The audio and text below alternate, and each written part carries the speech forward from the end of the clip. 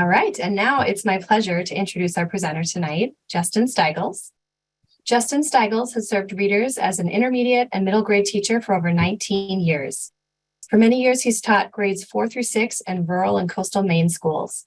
His other experiences include working in summer literacy programs in rural, suburban, and private schools. He currently teaches 4th grade in Portland, Maine.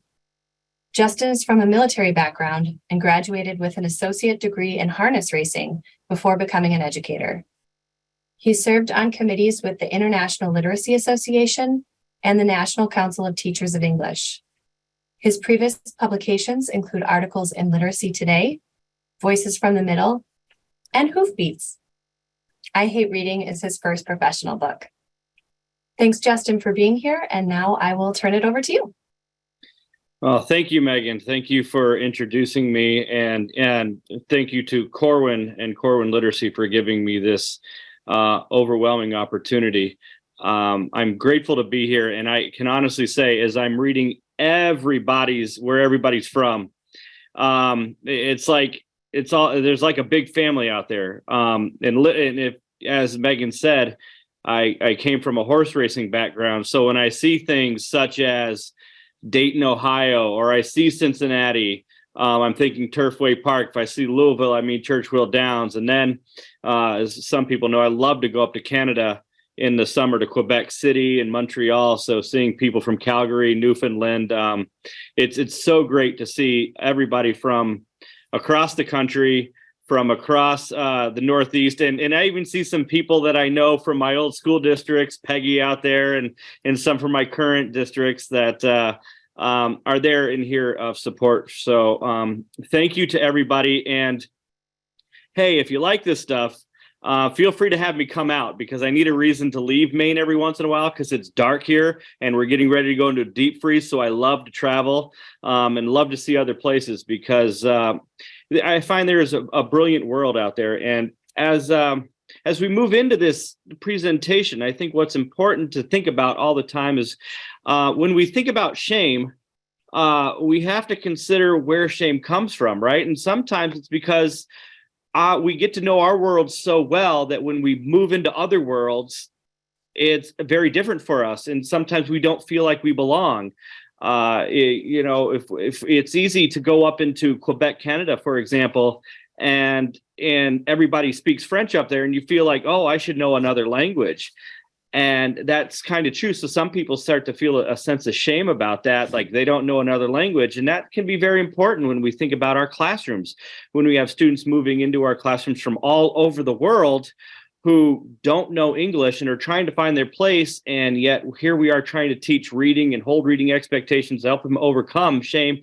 And so it's a great way for us to think about how we can connect with the rest of the world through actually a weird feeling, and that is shame. I mean, most of the time we want to connect over joy, but believe it or not, if we can open our hearts to explore what shame is, we have the greatest opportunity to experience joy with each other by overcoming perceived deficiencies or ill feelings about ourselves, to say, you know what, look, I'm a better person, I'm a richer person, and I get to know other people who also are uplifted by the experiences we share together. So how do I begin, right? I talk lightning fast. Anybody who knows me means I go on at 1,000 miles an hour. But there's a lot of things I want to cover in 45 minutes time, and we're going to see if we can pull this off. Before I go any further, I see everybody's using the chat box, which is great. And I know these are going to come in very fast, but I want to know one question. What brought you here today? Here we have this title, Addressing Shame in the Reading Classroom. What brings you, what sparks your interest about this topic, and what brings you here? I'd love to know really quick, just so that might be a guide as we go through the rest of the conversation. I'll give you about 30 seconds.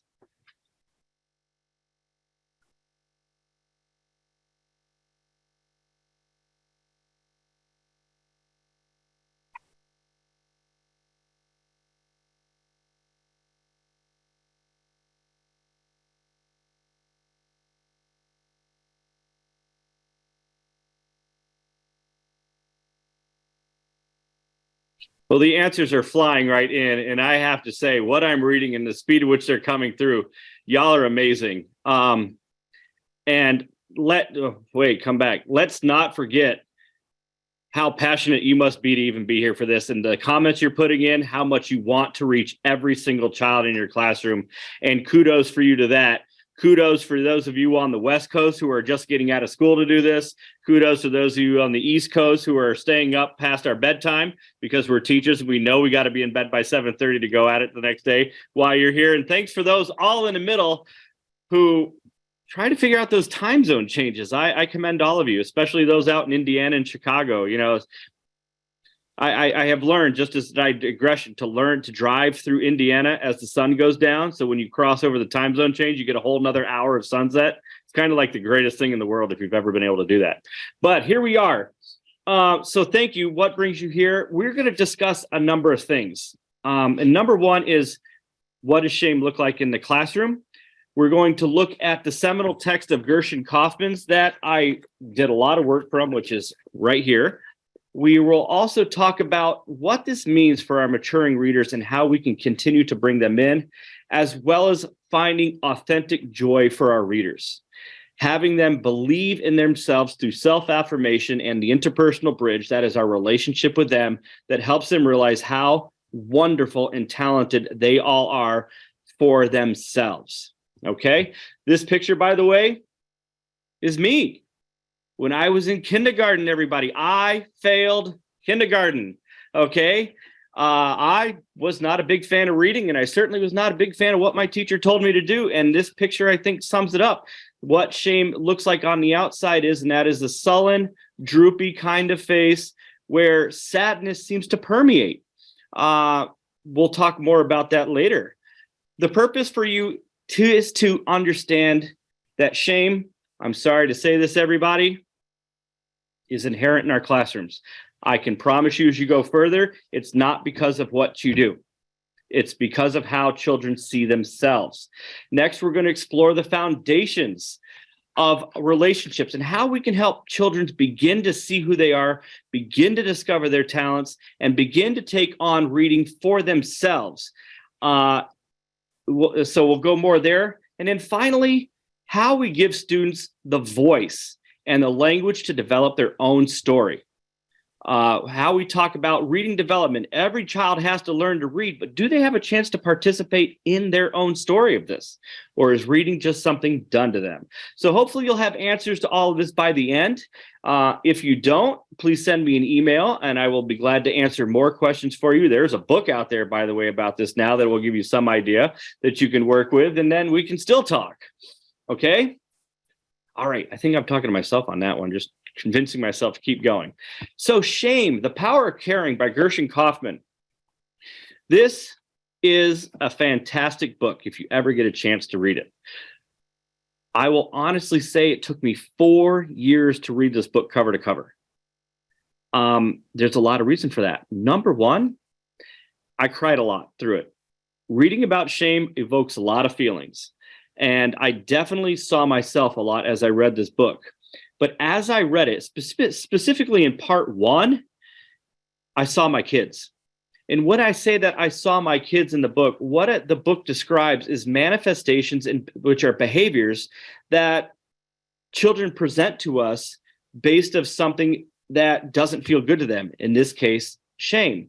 So I was beginning to see why kids were shutting down in reading, why the pressure of testing was so hard on them, why the pressure of my demands was so hard on them. So as I read this book, I realized I need to change my reading practices. And ultimately, over the 4 years in which I read this book and brought in a lot of other research, it sculpted the way that I felt would be best to interact with students. There's also an important note I want to say about Shame, The Power of Caring. We are all blessed in this world with Brené Brown and her TED Talks and the number of books that she has put forth. In my opinion, there is a distinct difference between Gershen Kaufman's Shame, the Power of Caring and what Brené Brown writes. Brené Brown really focuses on the individual and believing in who you are and loving who you are. Gershen Kaufman goes very differently. He focuses on relationships and how building relationships helps bring a person out of shame. And there's a huge difference between what you were able to do for yourself and how shame comes out of a relationship and how it is rebuilt in a relationship. What am I trying to say? Gershen Kaufman clearly says it takes a relationship to get into shame and it takes a relationship to get out of shame. Whereas Brené Brown talks about building up who you are and loving yourself and appreciating all that you do so that you can be resilient in the way that of shame that might come directed towards you. I hope I make that difference clear.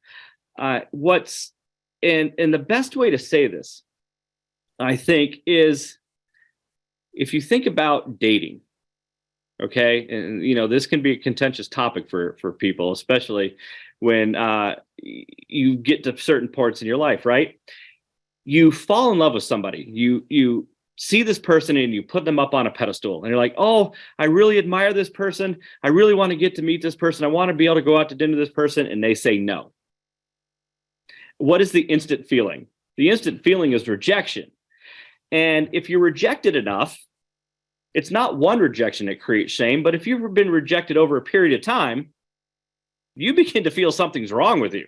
Something's not right. And that's where shame comes about. And that's why where Brené Brown says, well, you're still you and you're still great. And that's what matters. Gershen Kaufman says, yeah, we still got to find that relationship for you that you can see yourself as a valuable person so that eventually, and ironically, you can move on.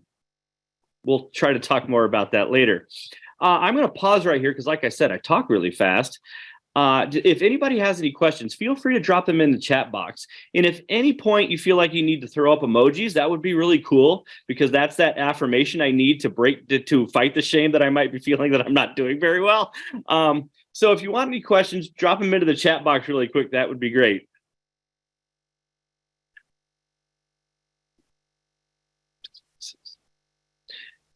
All right.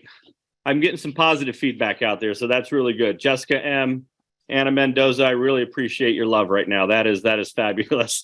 So we're going to move on to the next slide. And doesn't everybody want a shout out on these Zoom calls? Have you ever noticed that? Like everybody's just waiting for their name to be called just once. Like they noticed me.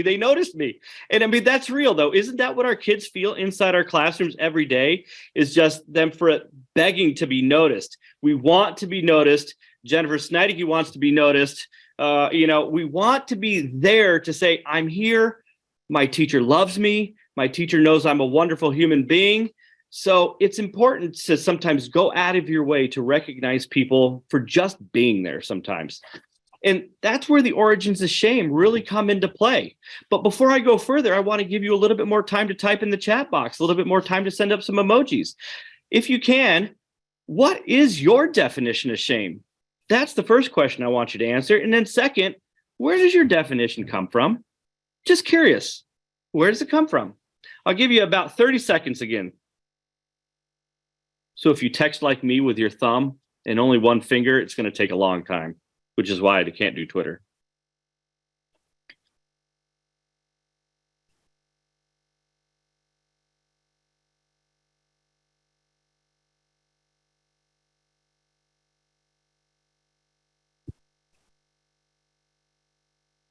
All right. These answers look great. And I see a lot of fun answers. Gershen Kaufman, by the way, is quick to point out that humiliation and embarrassment are not shame. They actually come from a family of emotions that fall under the shame umbrella.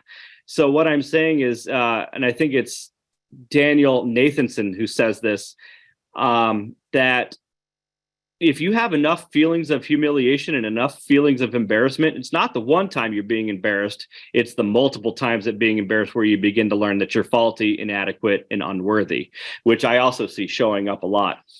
The reason I ask this is because sometimes our definitions of shame can be skewed, in my opinion.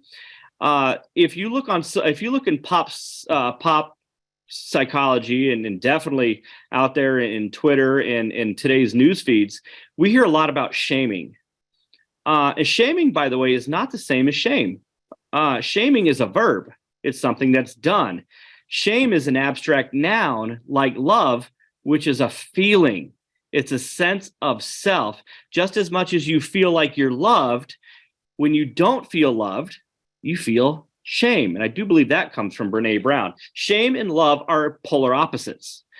Shame is the fact that I cannot be loved. I cannot be appreciated for who I am. And as I say this, I think a lot of you are probably starting to see your readers right now, not necessarily because of anything a teacher's done, but because of whatever is happening inside their brain, however their brain is constructing these images of themselves, what we call internalizations.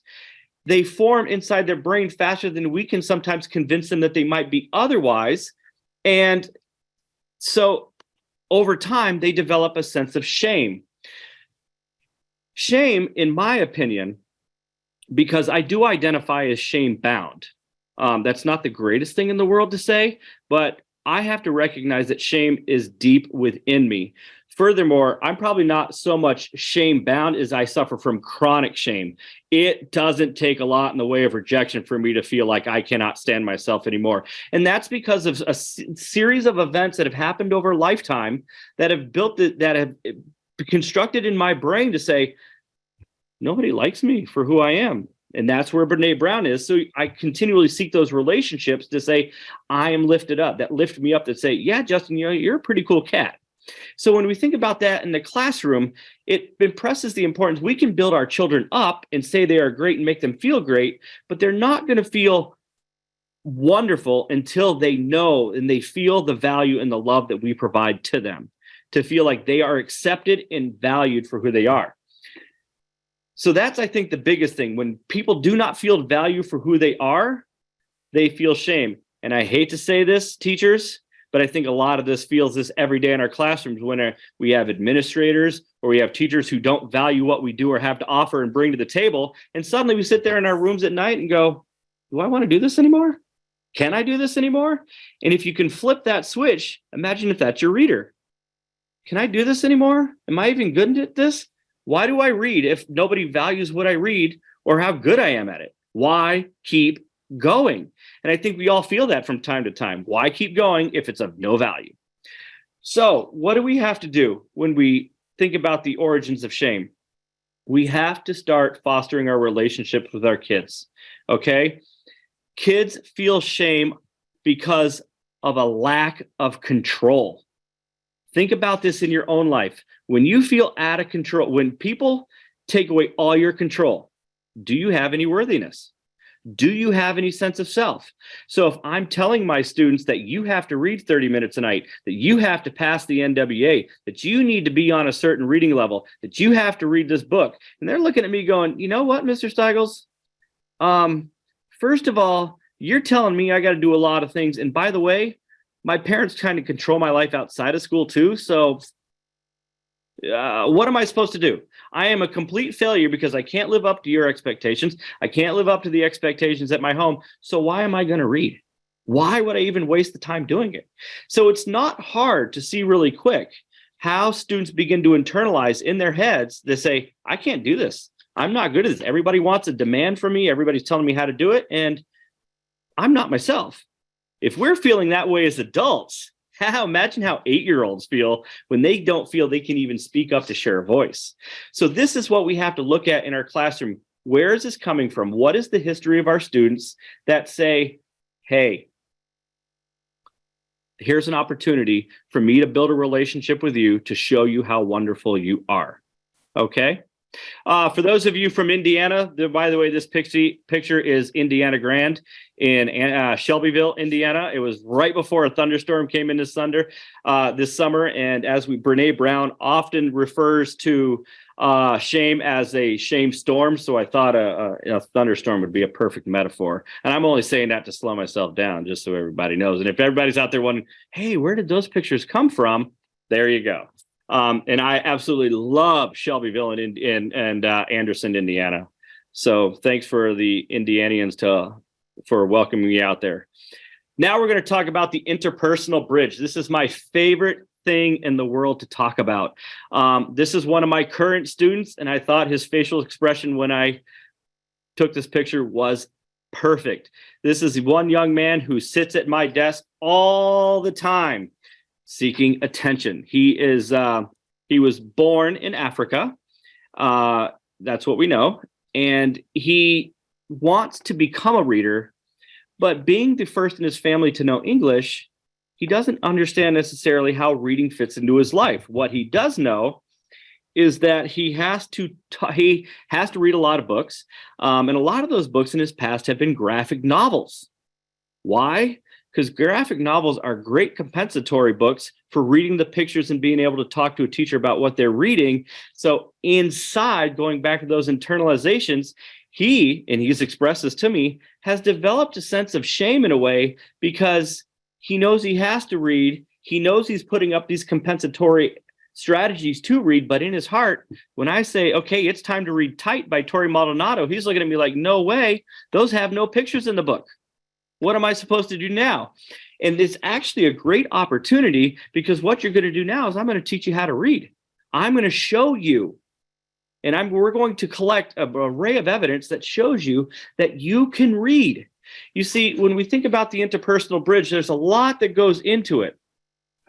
It's actually a 37-page chapter in Gershen Kaufman's book about what the interpersonal bridge is, so I'm not about to go into every last detail that he wrote. But within the interpersonal bridge, what we have to look at is the quality of the relationship. And the quality of relationship means, what is the child able to take away from it? What are they learning from us? How do they know they are better students because of what we do with them? Not what we tell them to do, not how we tell them to do that, not how they answered the questions we ask, but what are they taking away from the experience that helps them become better readers? The interpersonal bridge, which I have to distinguish from a conference, because I can see in the future where kids who are teachers are very quick to say, well, the interpersonal bridge is just a reading conference. Well, not really, because the interpersonal bridge is a willingness to look inside yourself. That's how we break shame. That's what Brene Brown really talks about, is we look inside ourselves and discover who we are, then we can break the shame. But if we have nobody to show that to, then we live in shame, okay? We have to find that person who's willing to dive in with us. That student is looking for that teacher to dive in to who they are, to help to make it grow like a flower, if you will. The interpersonal bridge also means that you're willing to embrace conflict, okay? We have kids who don't read at home, and we know it frustrates us because we love reading and we want them to love reading, right?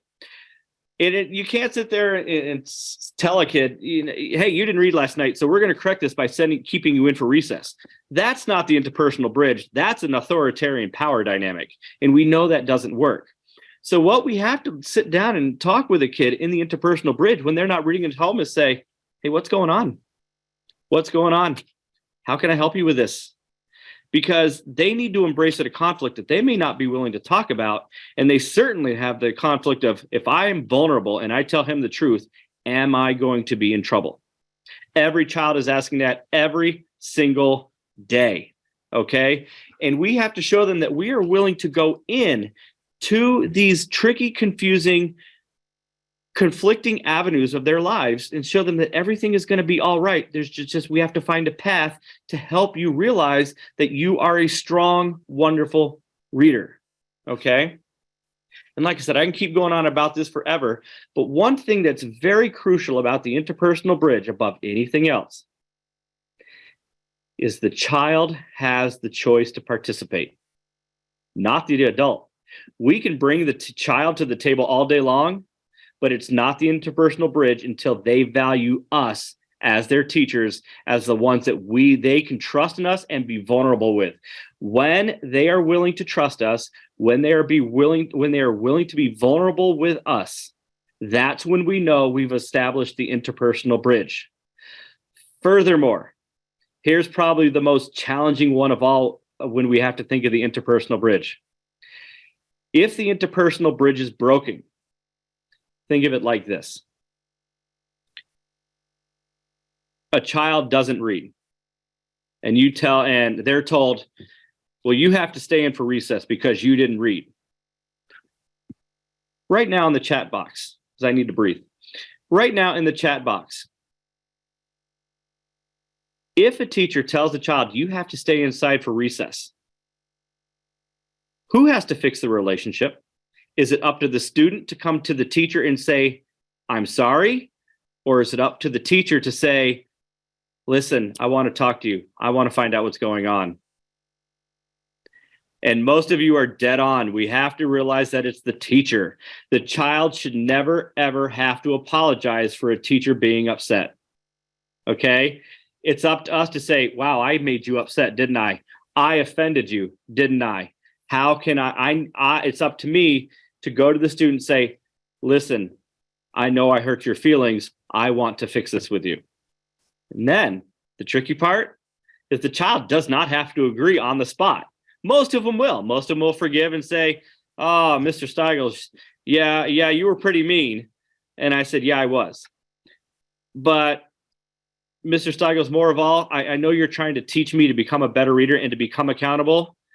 So if you're nice, if you treat me with respect, then I will open my heart to you to learn how to become a more imaginable, to become a more accountable reader. There is a give and take, just as much as the child. We need something out of it as much as the child does. I need the child to become accountable. The child needs to become responsible, but doesn't need to learn it in a negative way. They need to learn it in a caring, affectionate way that says, yeah, you messed up. That's forgivable. How can we do it better tomorrow? And the child needs to trust that we will always be there to help pick them up. I hope that makes sense, because I know I need to move along. As we go into the next slide, I'm going to show you a video of this interpersonal bridge that in action. And you're going to notice that I'm really just trying to look into the child's life and trying to build this trust, build this vulnerability with them. Okay. You're also going to know the video is shaky because my kids love to take my camera, my phone, and think they're videographers. And they think they do a wonderful job.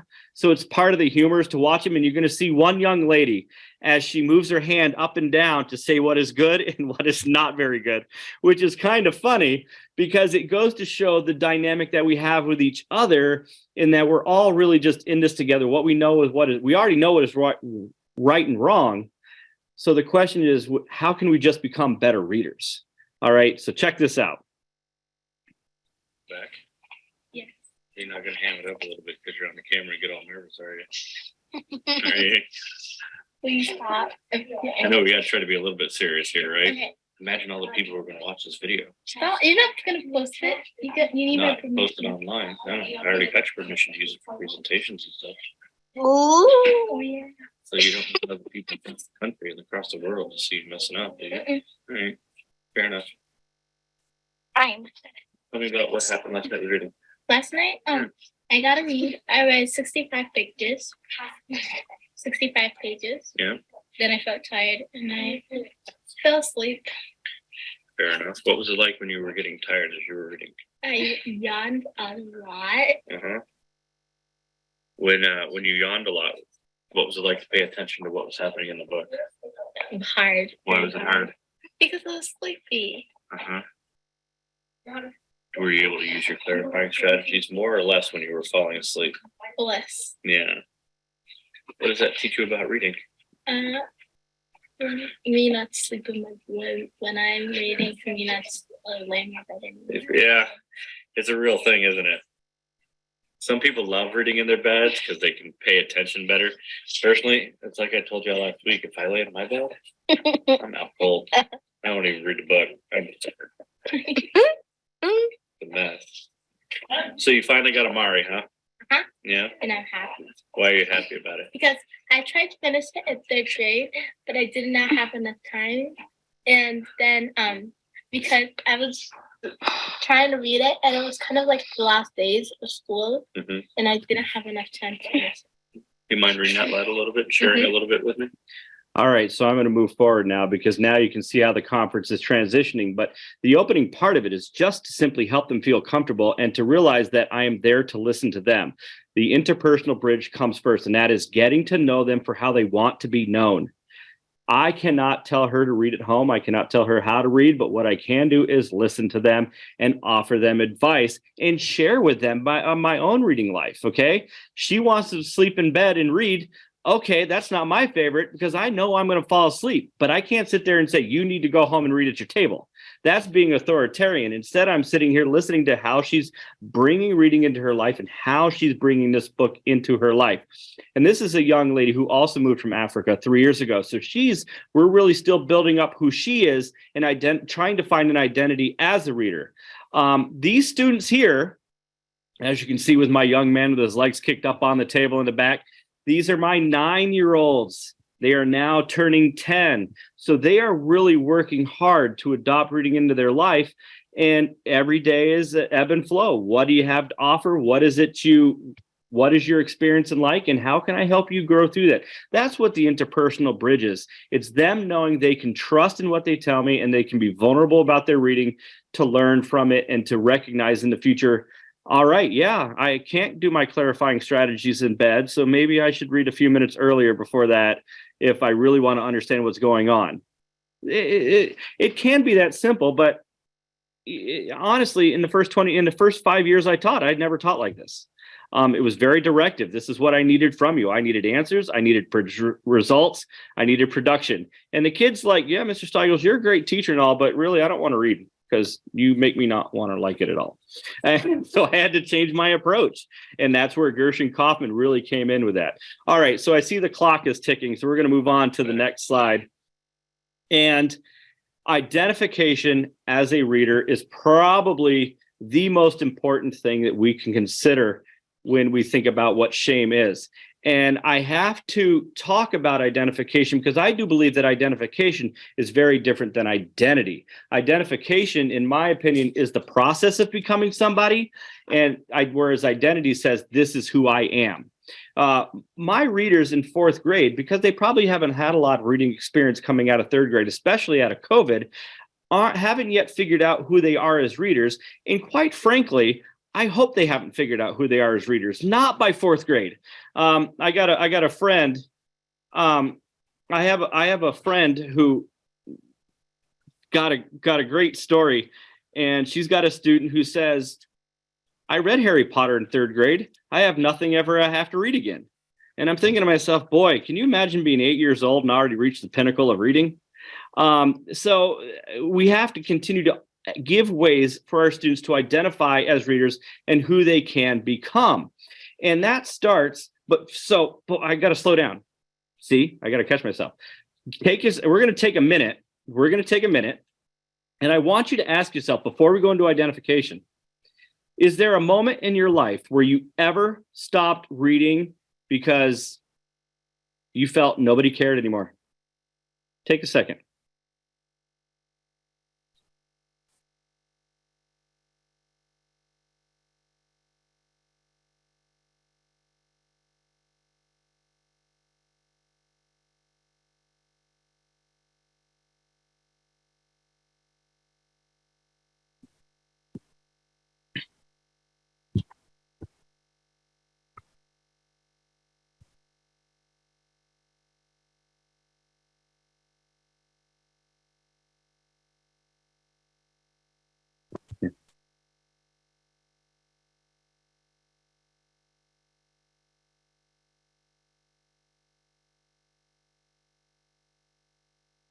These are lovely answers. And if you have a chance to read back through the answers at any point, you'll recognize that everybody has a unique reason.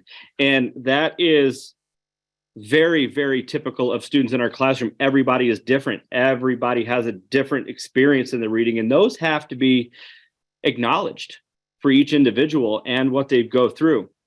I am going to stop here really quick because I think there's an important question that I'd like to answer that I caught just in the last second. And that is, how do we differentiate fostering a relationship that builds shame resiliency versus seeking validation and having people pleasers? That's a great question. And I think that's going to be a longer answer than I can address right here. What we have to recognize is people pleasers, perfectionists, as is said in Shame the Power of Caring, they're already fighting shame. Perfectionism is a manifestation of shame. People pleasing is desperately seeking the validation of others to lift up their value. What am I proposing? I am proposing through the interpersonal bridge that what the student offers me is genuine, it's authentic, and there's no judgment behind it whatsoever. It's where they're at today. And my job isn't necessarily to say you did a great job. It's to reflect back to them to say, look at how mature you're becoming. Look at how smart you're thinking. Look at how you're planning and attacking. So I'm not necessarily validating. I'm actually teaching the children to be self-affirming, which is going to come in a few slides. So kids come to our conference looking for validation. Oh, Mr. Stygles, look, I just read this book. I read Amari in 2 days. Aren't I a great person? And yeah, you can almost hear the shame in their voice because a child should naturally go, wow, I read that book in 2 days. I'm a hot dog. I'm doing all right. So there is the difference. And a lot of kids, they'll come to me and say, well, I'm really glad you did. What's your next goal? Let's talk about how you achieved your next goal. So I'm moving away from the validation and trying to redirect it back to self-affirmation. But again, that's hopefully going to come a little bit later with this. So why am I asking you this? I'm going to be honest with you. I stopped reading a few years ago, and that is not a joke. I used to like reading a lot. And then I found out there were a whole lot of experts about reading. And I didn't feel my opinion mattered anymore. And I wasn't strong enough at the time because I was dealing with my own shame, which brought me into this book, brought me into this research to say, you know what? I don't care what other people think about reading. I am a good reader. I like what I read, and that's what matters. That's the Brene Brown approach. I was looking for a relationship to foster my reading when really I needed self-affirmation. Would it have helped? Yes. Boy, would I have. I still look forward to a relationship today where people will talk about the books, because I'll be honest with you, I read a lot, but I never talk about it now because there are other voices out there. And so I bring that into my classroom as I try not to be the dominant voice about what books are. I show kids books. I present them to them. I give them reasons they should be interested, but I leave my opinion and my thoughts about it all to get out of it altogether. Because if I do it, then I position power over them, and they say, well, I'm supposed to think like Mr. Stygles should. No, you should not. I am 45 years old. Y'all are 10. There's a 35-year experience gap in there. And if you're thinking like me, no. So what I want to do is I want to tone down my authority, and I want to lift them up by giving you read the book. You tell me what you think of it and tell me who else should read of it. So these are ways that we get our children to identify that they are good readers. And they get it because I'm reflecting it back to them. I am the mirror that shows them that. We have to keep in mind, in this world of Twitter, TikTok, Instagram, where the kids are on their phones all the time, they don't have a lot of reading models in their lives anymore. And when you don't have a reading model in your life, and you're told to read, how do you not feel shame? Wait, Mr. Stygles, hold on a minute, buddy. You're telling me to go home and read every 30 minutes every night, and I got soccer, I got basketball, I got Boy Scouts, I've got to sing to my sister, I apparently have to watch my mother cook dinner. Where do you expect me to read? And then but Mr. Stygles, you're telling me that because you work till 6:30 at night and then you go home and pick yourself up McDonald's on the way home, that you don't have time to read either? You're not reading, but you're telling me to read? They're saying, I'm not going to read anymore. They're starting to pick up shame because do as I say, not as I do. That's poor modeling. So why would they ever become readers if they don't have anybody that is like, oh man, Mr. Stygles, you had a late night too? Where did you find time to read? Well, I read before I fell asleep. But Mr. Stygles, you tell me never to read before I go to sleep. I said, I know. We all make mistakes. It happens. And this is what builds the interpersonal bridge, is the honesty to say, oops, this didn't go the way I wanted to, but we're human. So let's just talk about it and figure out how we can do better, right? Maya Angelou taught us that. Know better, do better. And so I have to share my empathy. I have to model my experiences as the reader to help the kids realize that they can do the same thing too. If they don't have the parents at home to do it, we have to be the ones to help them with that lift. And then finally, what's also very important about identification is that we are always going to mirror the way we are treated by others. We identify people who respect us and treat us well. If my teacher's barking at me for not reading, what am I going to do when they tell me I don't read? I'm going to snap back and be mad at them. These are shame-based manifestations, anger, rage. You're not treating me with respect, I'm going to treat you back with respect. Treat you poorly. Because that's what they're taught. That's what they're just reflecting back to us. So that's when I had to realize, when my kids were showing shame manifestations in the classroom, I had to look at what shame I was presenting to them. What was I trying to get from them that I had not put in my own soul and rested easy on? And one of those things was test scores. Okay. There's no doubt in my mind, because I wrote it and I remembered the chapters I wrote about it that never made it into the book, that I began to identify every child as a test score. It wasn't matter what they read. It was how they made me look like an effective, wonderful reading teacher. And I know there are people in this chat room right now who, number one, have had that experience. And I know there are people in this chat room who are in my classroom who watched me do that.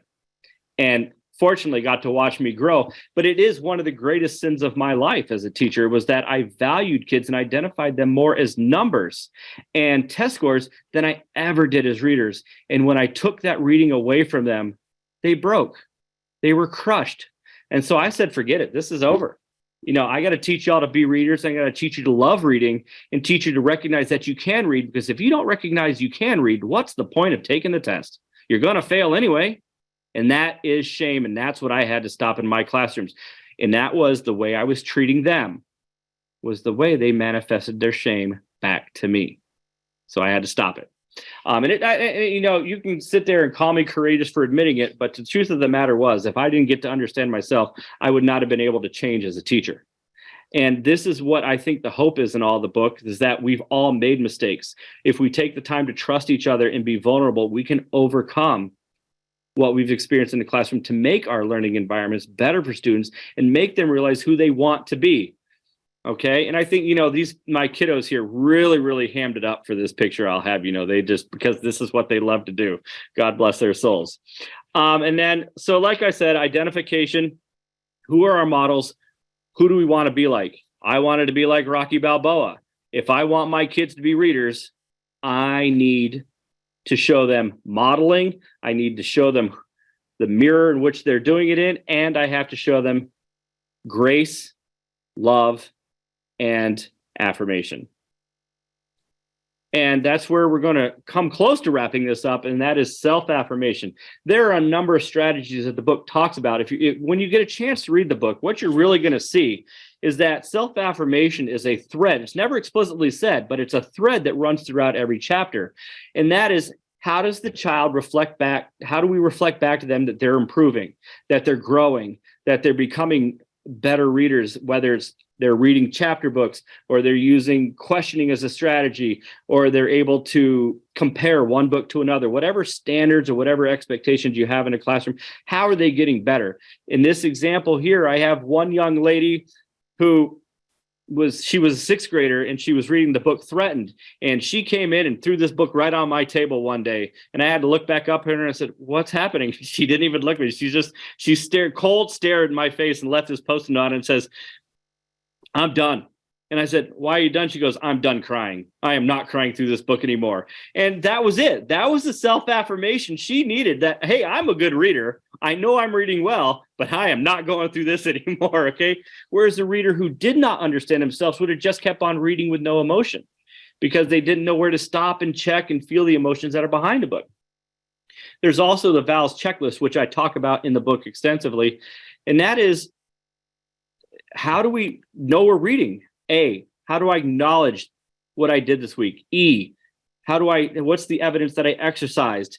I, what did I do for myself to become a reader this week? O, how did I help others become readers this week? U, what are the things that I have not said that I really need to unload? And yay, what are my accomplishments? Now, I'll be honest with you, I ripped this totally off from Brene Brown.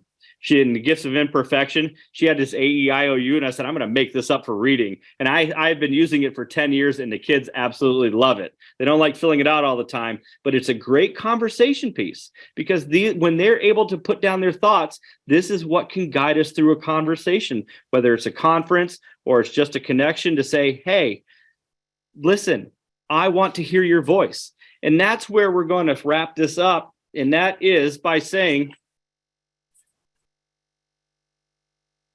can you define your story? I want you all to take 1 minute right now. 1 minute, whether you think to yourself, whether you got to text a friend, you got to put it in the chat box.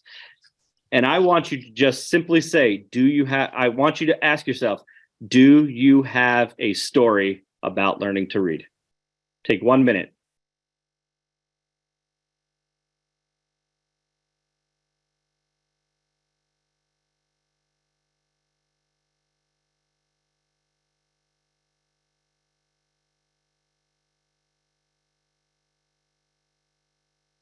All right, I see a lot of yeses coming through, and I would expect nothing less, and I'm grateful for that.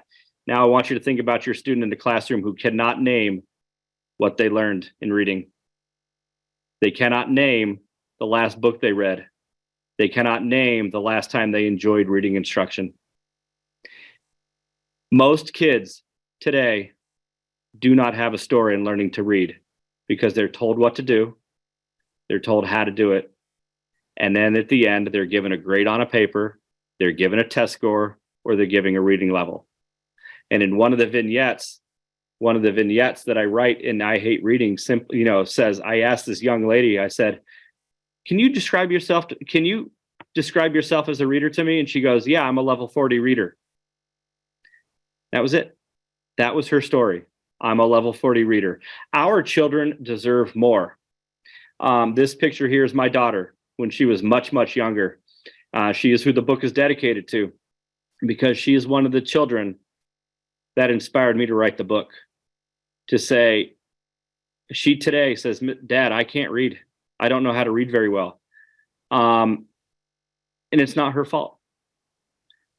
Pedagogies prevail, policy prevails, and she needs guidance, the interpersonal bridge, as to what her story is and how, number one, what her story is. And even if that story is negative, how do I make it better?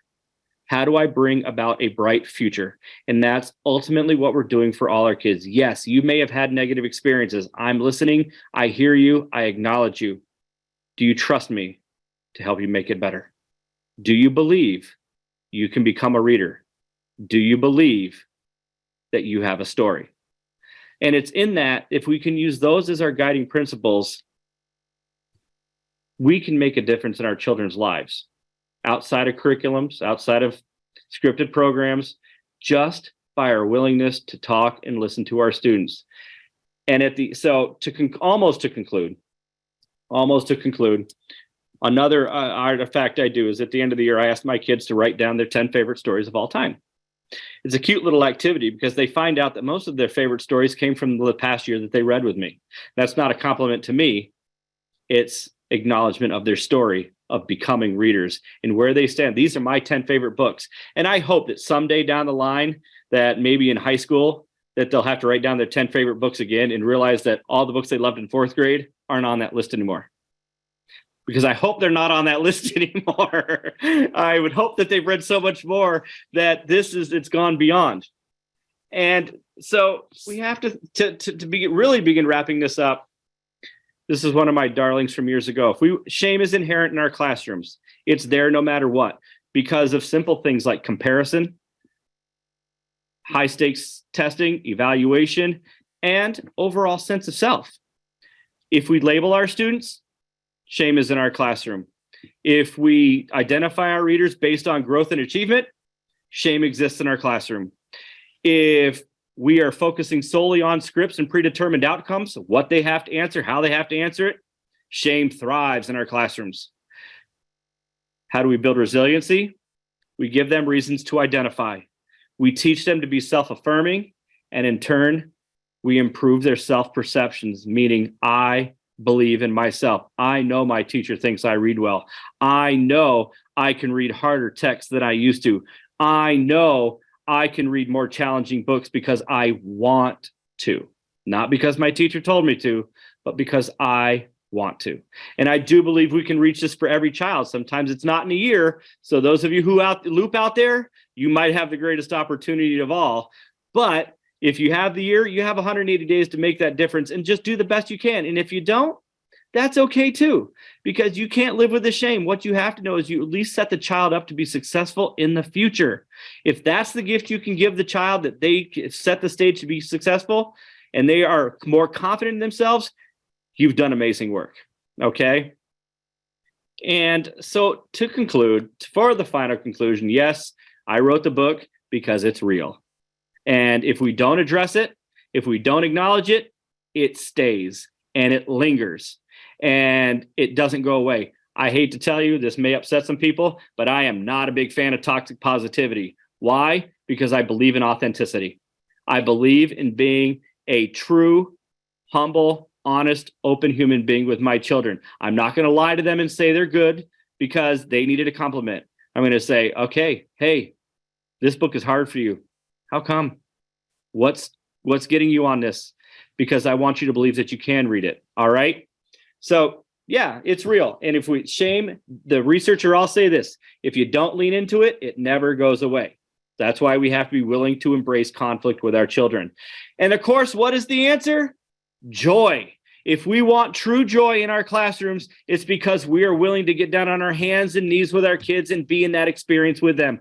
We have put aside everything we need. We need the, somebody just said evaluations. That's right. We know those are real things. They can come evaluate me all you want. They better see me on the floor, experience the joy with my kids, because if my kids don't show joy, they don't smile like this in the camera every day. Okay. And this is the love we have. This is why they all sit with me. This is why we have 5-way conferences, because everybody wants to talk with each other and share.